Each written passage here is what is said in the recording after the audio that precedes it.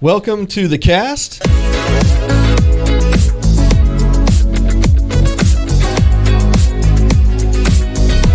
I'm Gary West. We are down one Emily Taylor. She had a Emily wedding. who? Porter. Yeah, exactly. Porter now. She was freshly married. So she's not with us tonight, but we have Skylar Stroud and his wife Mandy Stroud joining us tonight, and we're going to jump into their story and have a lot of fun talking about that. But before we get there, I think there's a game coming from the Peanut Gallery to get us started tonight. Okay, so we have, it's called Who Do I Hear? And I'm going to play just a little snippet, and you're going to have to tell me who. It's really called Who Dat. Who dat? Shannon wants to call it Who Dat. Because we made it up. That's the New Orleans Saints cry. So, Who dat? so I'm going to give you an easy one to start out with. So here we go. Are you ready? Maybe. Are you ready? Maybe. Put a bird on it. Put a bird on it. Wait, are these celebrities or people we know here at church? Both. That had to be Darren Spear. Oh, I agree. I'm going to listen to it again now that. Put a bird on it. He's putting a what on it? A bird. A bird. A bird. Put a I bird heard on it. burn. I could hear burn. Put a I could burn hear on bird. it. My OCD was too obsessed with what is burned he bird. saying versus who That. is he saying. But yeah, I hear Darren. I hear Darren. Okay, now here we have another one. Was that right? That was right. We're not going to tell you. That was right. It was That makes the Darren game Spear. even more fun. I They hate don't those even games. tell us if we're right or wrong. If we're not keeping score, I'm not playing. We hear, okay. Do you want to keep score? Oh, I'm keeping score. Okay. Yes, that was Darren. We hear him every week. Okay, here we go. Here's another one. Oh, well, wait 1 second. I'm not really good at this, guys. We can tell. Gary, don't. But you're not even playing. Ready? You and I are going to read a couple verses of scripture together real quick. That's why you picked up your phone today.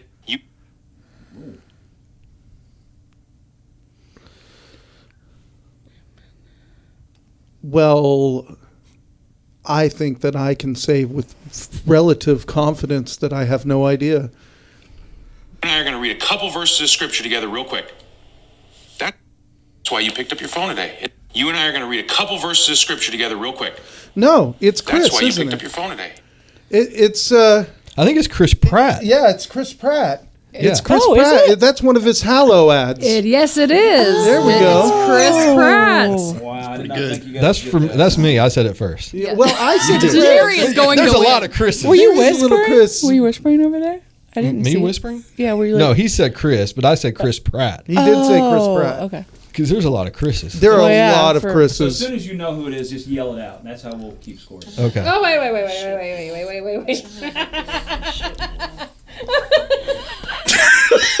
What's that? She's lost control. I'm sorry because it sounded like it was really bad. Yeah, that's what I thought. Yeah, but it's not. It's fine, but it doesn't. Okay, here we go. Here's the next one. This should be an easy one too. I'm going to help you land this ship, my love. I'm going to help you land this ship, my love. That's Amy Land this Stubbs. ship, my love. I'm going to help you land this ship, my love.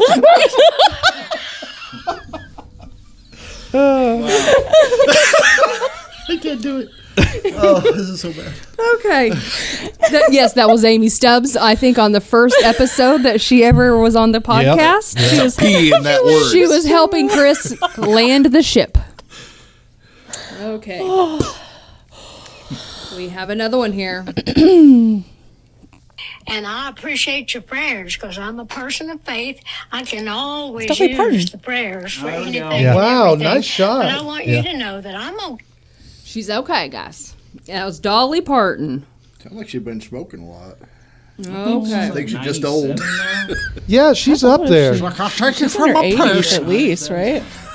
Okay, we have another one here, and this one's going to be a difficult one. Did you know that I got bit by a king cobra? And after 5 days of agonizing pain, Chuck Chuck Norris. Norris. the cobra died. Well, we said it first. I think he got it out just a little bit before I did. We could tie on that one. We could both get a point. Good job. One more, guys. We have one more. Winner takes it all. That would be listen Gary. really hard. What are you getting, Gary? Okay, I'm gonna land this ship. Chris. Okay, I'm gonna land this ship. He said that from the pulpit. Yes. And I laughed And I audibly. laughed out loud. I'm like, I was like, oh my goodness. It's like, well, that's a way to break this. Yeah, this is Sunday. Oh. I went back and listened to the live stream just to make sure I couldn't hear myself. Oh. That's funny. Okay, that's all we had. Well done. That was a good Thank one. you. That was fun. Thank you. Okay, let's get serious for a minute, I guess. Or maybe we won't. Maybe Maybe we Jury's won't. out. Start. Jury's Why out on that. start? All right. So tonight we just want to kind of hear your guys' story. Let's start. Do you have a place you want to start? Or can I pick where we start? You can pick where we start. I'm right. comfortable with that. Are you comfortable with that? I'm a comfortable. We're comfortable All right. with that. We're okay with that. Let's talk about how you guys found Jesus. When did that happen? Whoa. Okay, we're going way back. You go ahead. Well, I mean, I was kind of raised in the church. I would say from the age of 7 years old, my parents started having struggles with their marriage, and that gave them the opportunity to go. They came to a crossroads. We're either going to find something or we're going to get a divorce. So they started going to, I believe it was Glad Tidings Church back then. And the pastor gave an altar call that was about a married couple that was in deep trouble and needed to come to the altar right now and sort this out. And my dad and my mother were faithful in responding to that. So I was raised in the church from about 7 years old. Didn't know much of it before then. But at 7 years old, here I am, young, relatively handsome, and kind of intelligent and figuring out things on my way. And I said, you know what, this God stuff, this is pretty all right, and it works pretty well for me. So I got baptized when I was 7 years old. And despite all my years of ministry and all my years of all the other stuff and all the other opportunities I've had to redo it, I will never redo my baptism because I don't think there's a chance that I'm ever going to mean it as much as I did when I was 7. I know the state of my heart and the state of my mind at the time that I got baptized. And to me, it just doesn't get any better. I can't imagine. Yeah. I still remember that moment. That's pretty awesome. So for those who, because you've been a part of this church for a while, but your parents, their names are? John and Catherine Stroud. Yep. They were board members of the church and elders at the church for quite a while. And they were fun people. Absolutely. Absolutely. Yeah. Yeah. See, now they've got a reputation they have to live up to. Maybe you have to live up to it. I guess I have to. Doggone it. Yeah. So when you were 7, you were saved. And which church was that at? That was, I believe it was called Glad Tidings back then. Later on, it went on to be Restoration Christian Center. And a lot of people from that church moved to First Assembly right around the same time. Mike and Sherry Walls are from there, I should list more, and I'm not gonna. But people of relative importance to this church, I would say they came from there. We were still on fire and looking for a place, and I'm not going to go into the who's and the whys as why that church didn't work out, but I know that it was a big swath of people that decided to come in and just, we like this church better, so we're staying. Mm-hmm. Mandy, what about you? When did you come to the Lord? So Jess and I were raised in church from the get-go. We were always at church. But I was thinking about what Skylar said that he found Jesus when he was real young. And I suppose that was true for me too, but I don't have that definitive moment until later in life. So we used to go, Jessica and I were very involved with youth group, and we went to go to these youth conferences called Dawson McAllister, and you guys might remember who they were, but We went every year. We would go, and I remember when I was 15, I remember going, and I'm like, I'm going to definitively say today is the day, and making that the time, because I like always struggle with this feeling of like, if I'm praying it and I mean it, like I would always have this insecurity about it not counting, and which is like my own mental health issues that I struggled with. But I remember going to the conference, and I remember going back with, like they had like kind of like peer counselors or whatever that would take you back, and you could pray with them. And I was like, I'm saying right now, definitively, I'm giving my heart. And that was when I was 15. Yep. Now, since then, has it always been smooth sailing for you guys? What is that? Yeah, what does that smooth mean? sailing. No, definitely not. I've been very heavily plugged into church to very lightly plugged into church to questioning the existence of God altogether to questioning, which, by the way, no matter how lost and how messed up I've gotten through my life, the question of the existence of God has always been a very short conversation. Mm-hmm. That one, despite all of my shenanigans and goings-ons, I would say that what drove me back at the end of the day, every time I got off that horse, it was, oh, well, you know God is real. I mean, at the end, you know he's real, Skylar. You can't really think that he's not real. Not really. I mean, come on. Yeah. It just doesn't translate, because it's somewhere in my science brain, I'm sitting here going, well, that's like that because God did this. And I'm like, well, the moment you say that, all of your arguments about whether or not I want to be Christian kind of goes out the roof, because it's like, if you admit that God exists and you can't deny it, you're going to find your way back to him, because you know the other option isn't great. Right. Right. At least that's what I keep hearing. It's just not great. Yeah. Is there anything specific that you look at and say, that right there proves to me that there's a God? Like, for me, it's creation. I would definitely agree with that. Intelligent design goes a long way with me. Yeah. And I've heard people way more intelligent than me explain the whole process. But when I was a kid, I was a little bit smarter than was for my own benefit. And I studied evolution a huge amount. Studied it, and I was like, well, wait a minute. Christianity says it like this. Well, now that I'm a little bit older, I find that there's more ground that there's more of a, how should I put this delicately? Evolution isn't 100% wrong, but it ain't 100% right by any measure. There's more common ground than people give credit for. More common ground in there. And that eventually what it just boiled down to was, it was like, the world is just a little bit too orderly. You know, if we were just a couple of feet further towards the sun in our orbit, there's a lot of life that would not be possible. Same way the other way. But for some reason, our orbit fell just specifically right here. And it's like, when you start taking into effect all the different things that fell into effect just so perfectly for this to happen or this to happen, you find yourself at the end of the day going, okay, if there isn't a God, then we have just rolled the most lucky set of dice in the entire world. It doesn't make sense. And we started listening to. We happened to see this guy, what was his name? Hugh Ross. Hugh Ross, yes. And he was talking about the way that he was trying to answer that question for himself, and was struggling about whether or not he believed in Christ.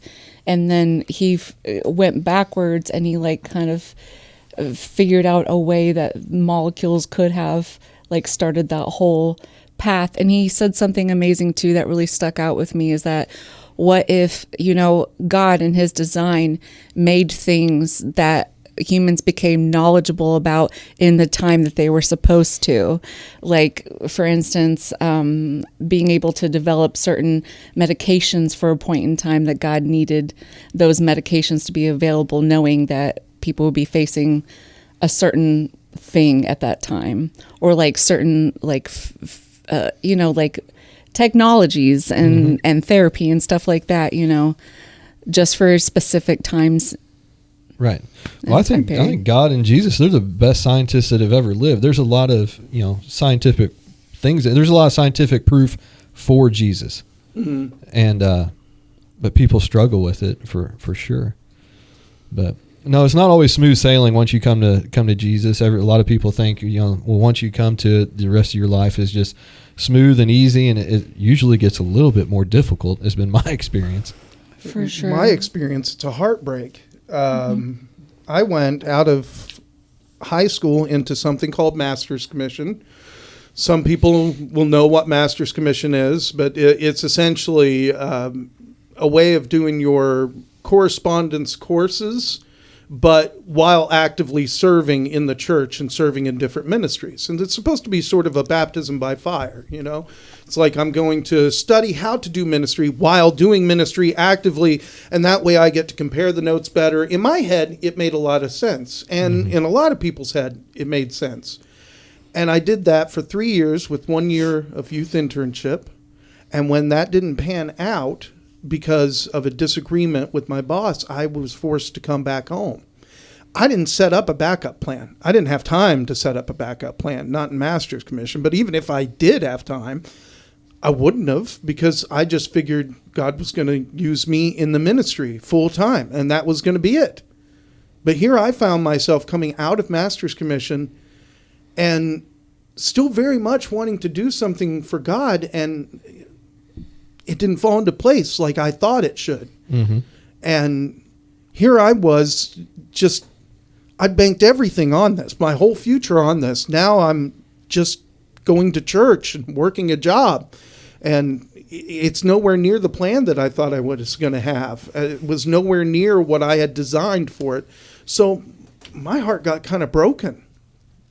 I even asked Pastor Chris if I could do an internship under him, which was unfair to Pastor Chris at the time. He hadn't been here for very long. What kind of pressure is that to put on the poor guy? Yeah. And to take on me of all people. So this is before he left for Africa? Oh yeah, this is before he left for Africa. This is when he was, I don't know if he'd been the youth pastor for more than a year maybe. Yeah, at that time. So it was a tall thing to ask of him. Wisely, he did not accept. But that, to me, was even more devastating, and I actually got mad at him for that. Does he know that? I don't know that he does know that. He does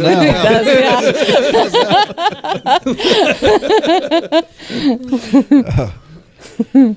But you're finding your way back into, you're involved in the church. Mm-hmm. Do you serve on the AV team, right? Yes. You're greeting people. Mm-hmm. You're finding your way into ministries that are having a positive impact. Because I talked to people that talk to you. We had a guy here Sunday, and he came outside. He was specifically looking for you. So you're having a positive impact with people. Well, thank you. I mean, that's the goal. I want to be a positive impact on people. Yeah. It's difficult because I come across as pretty loud. I know. Shocker. Calm down. Everybody. Breathe again. But I do. I come across as really loud. So that's partially why I'm into the AV team and greeting. It's like I'm trying to find quiet ways of getting myself back in, because I can do dramas and I can do singing and I can do the things, but let me just hide for now and kind of work my way up from below, because I think that it keeps my ego in check. I don't mean to say that like I've got an ego problem. I think everyone has an ego problem. Amen. Mm-hmm. Whether they like to admit that with themselves or not. Yeah. Keeping your ego in check is a constant concern for me. I just can't stand what it looks like when you just get things out of sync a little bit and you turn your eyes a little bit too much to you versus what's happening around. And I really want to safeguard myself from any kind of mistake that is made in that nature, because those are the kind of mistakes that will really ruin you. You're absolutely right. Yeah, 100%.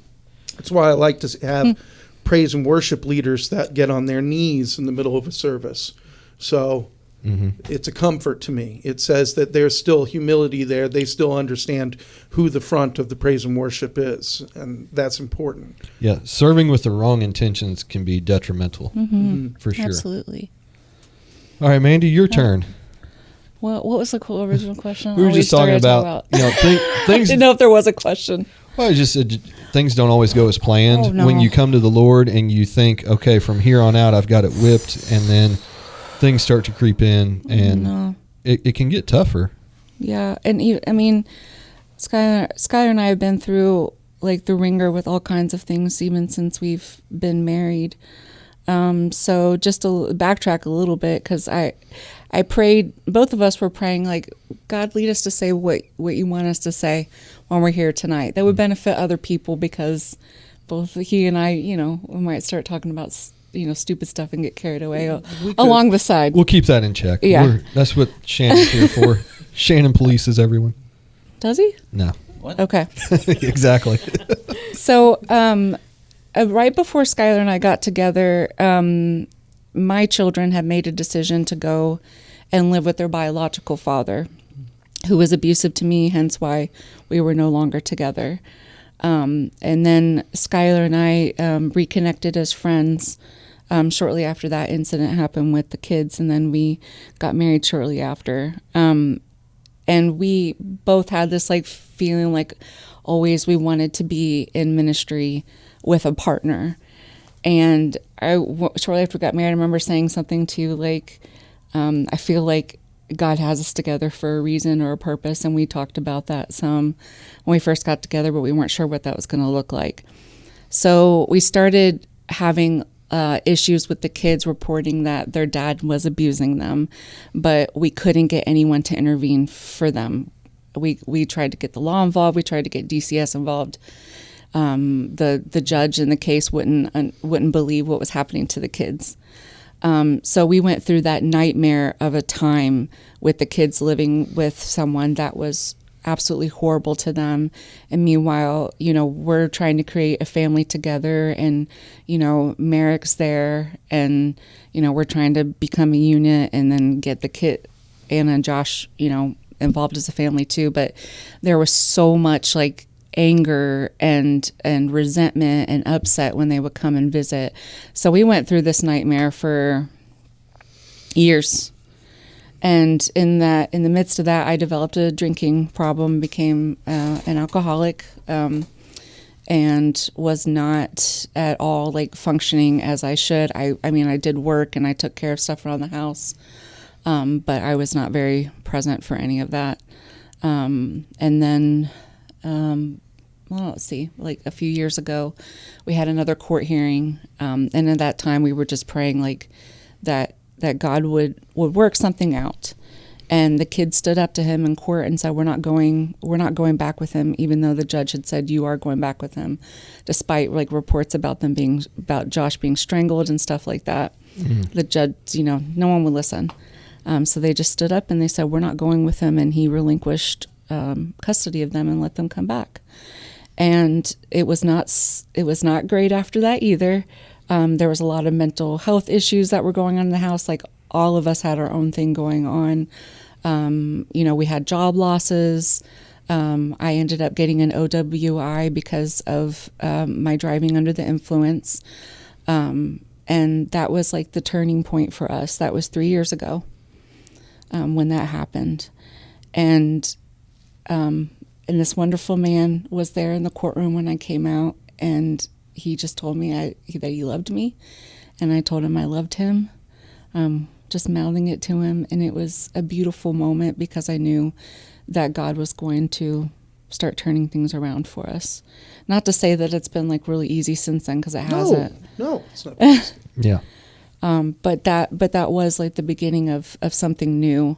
And then we ended up having a vision for a mental health ministry that we are starting to kind of network and get that started now and organizing it so that we can, our hope is to travel to other churches around the United States and teach them how to deal with mental health in their communities and teach them how to love people that have been stigmatized and be able to show them the love of Jesus, but in a way that maybe they may not have the opportunity to otherwise.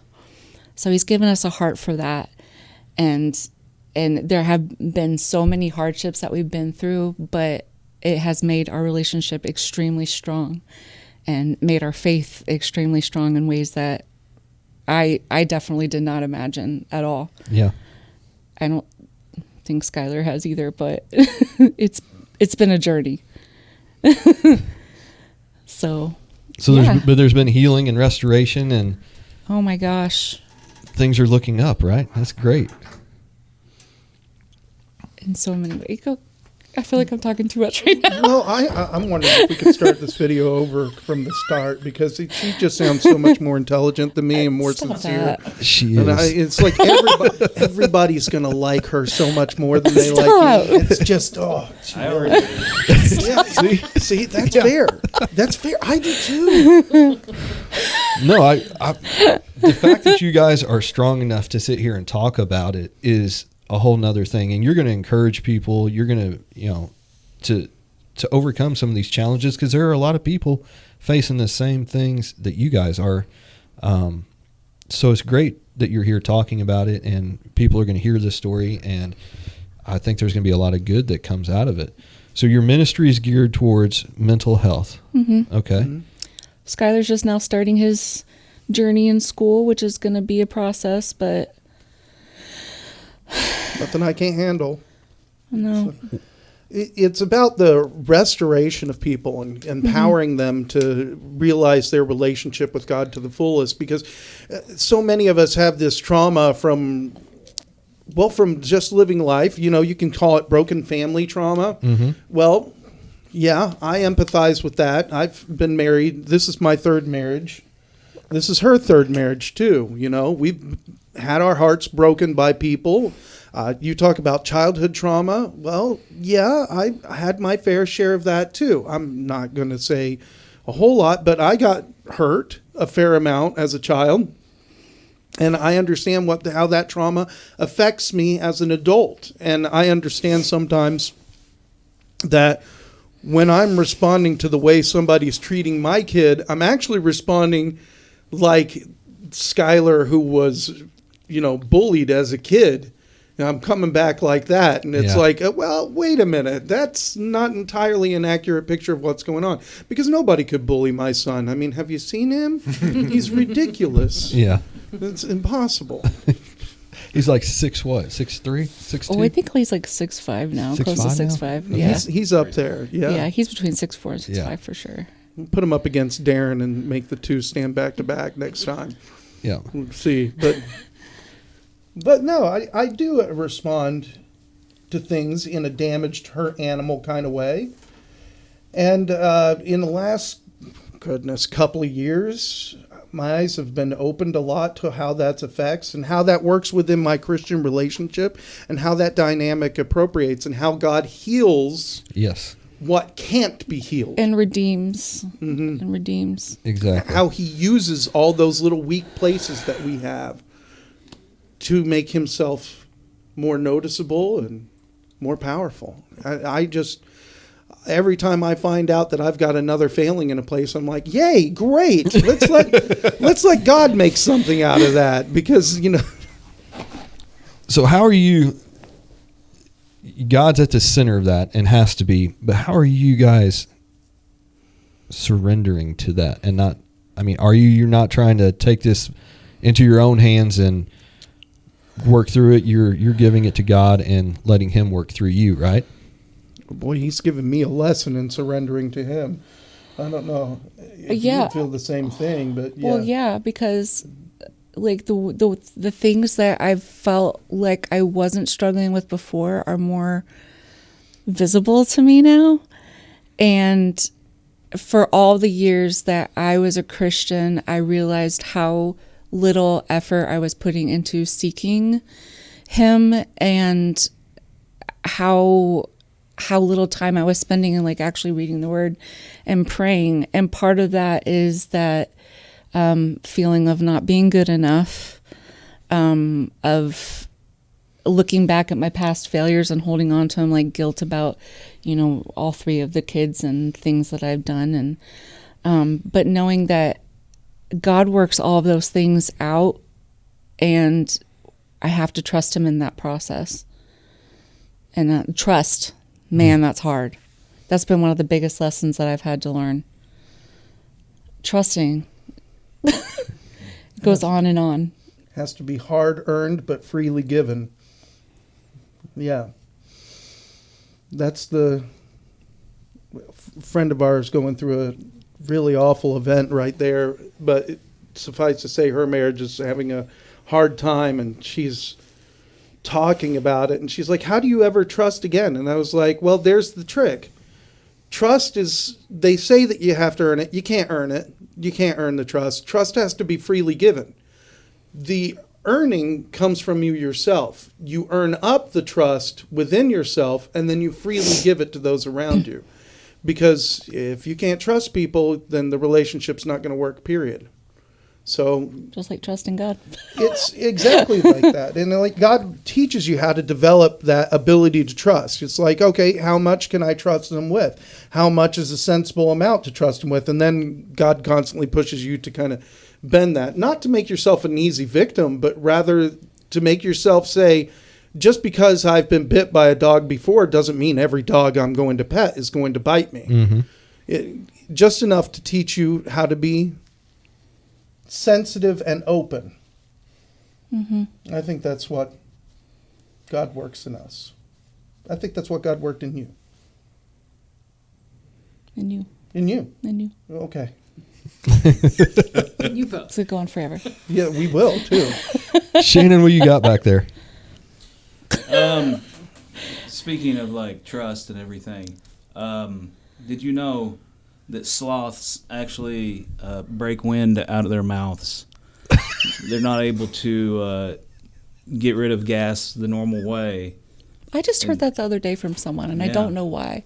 Well, apparently everybody wants to talk to you about how sloths pass gas. I was going to say, I've never heard a fun fact confirmation. And actually, it happens all the time. And this goes along with it, that sloths are actually able to hold their breath up for 20 minutes. So after they let one go, they can just like hold their breath. Is it because they're so slow? It has something to do with their metabolism, yeah. Mm-hmm. And that's also longer than drop dolphins. their babies out of trees and they don't retrieve them. Yeah. Well, because by the time they get down there, they'll be adults. You're not wrong.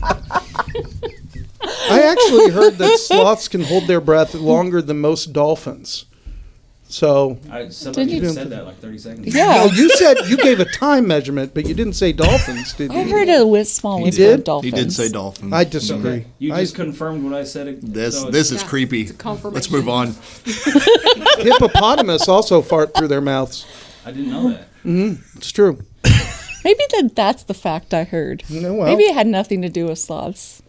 Maybe it was the hippo. Maybe nothing has to do with sloths. Yeah. The Lord's marvelous creatures. They are. More creation for you.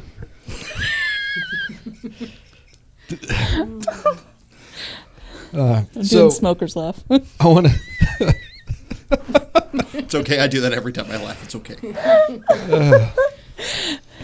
I want to ask you guys. So, when it's time for you to find the Lord or to hear from Him, where do you guys go? Is there a specific? How do you get in the presence of God? I usually do it before I get ready for work in the mornings. I usually just sit because no one else is up. It's quiet. I have a devotional book and then my Bible there and drink some coffee and read and pray. Mm-hmm. Or in the car. And I love worshiping, so I usually put something on that I enjoy. I go to my knees.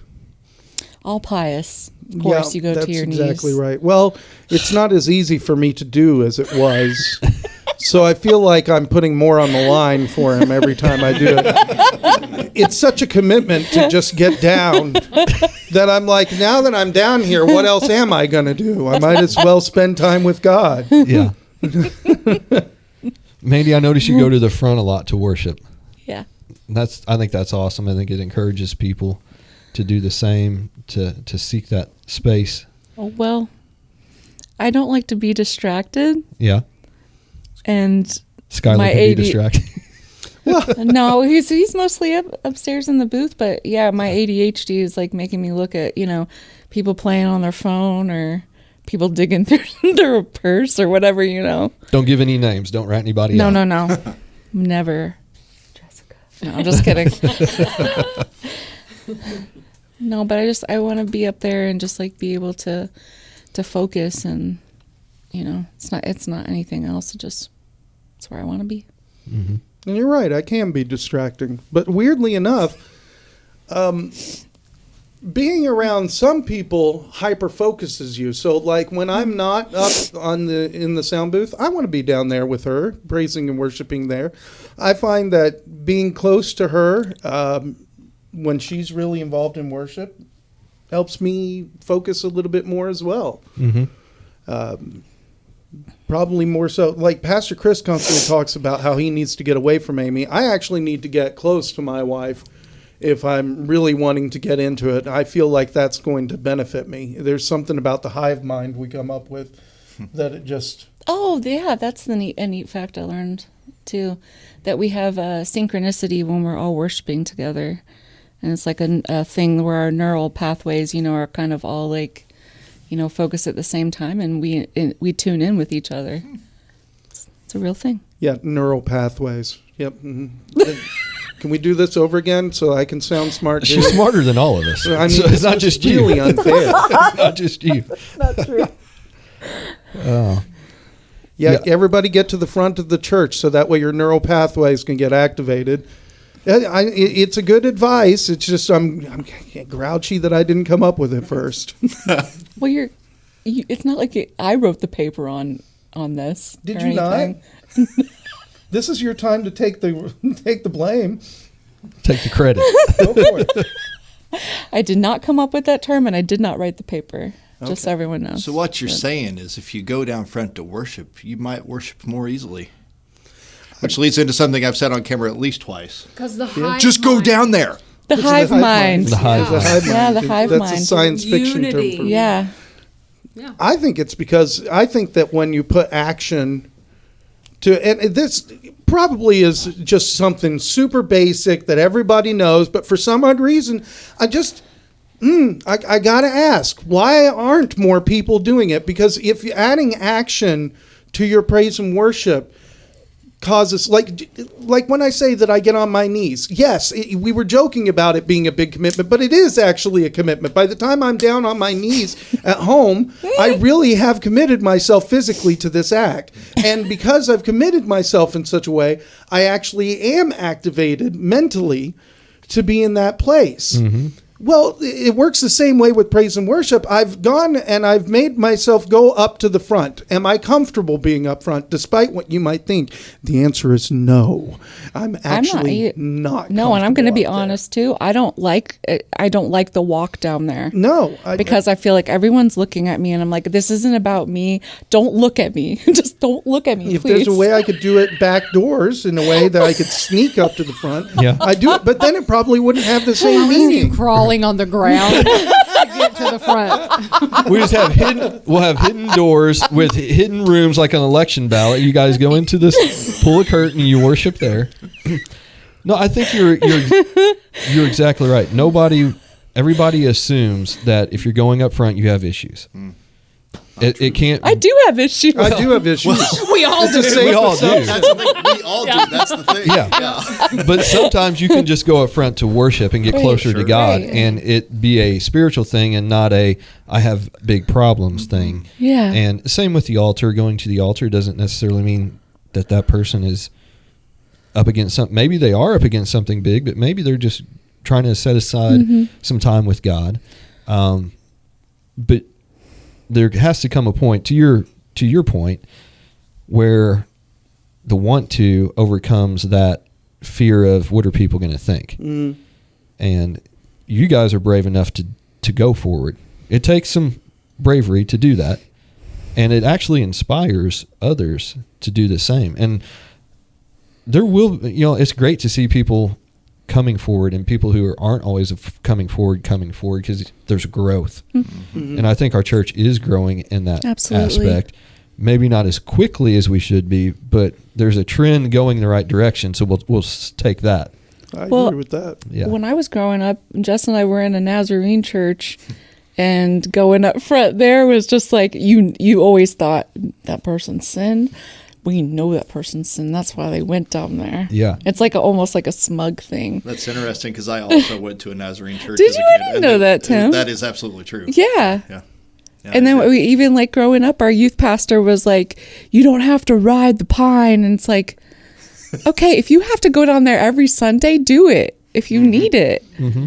Like sometimes people struggle that much that they do need to be down there. Don't judge them. Riding the pine being a slang for being at the altar. Yes. Oh, sorry. Sorry. Didn't No, put that's that a out good there. explanation because I thought she Yes. meant just staying in the pew. No, riding the pine. Yeah, being Yeah. at the altar Being all the out there. time. Climbing a tree, but Like a burr. yeah. Like a bird. Like a burr. Riding the pine. Shivvying up. Or sloth.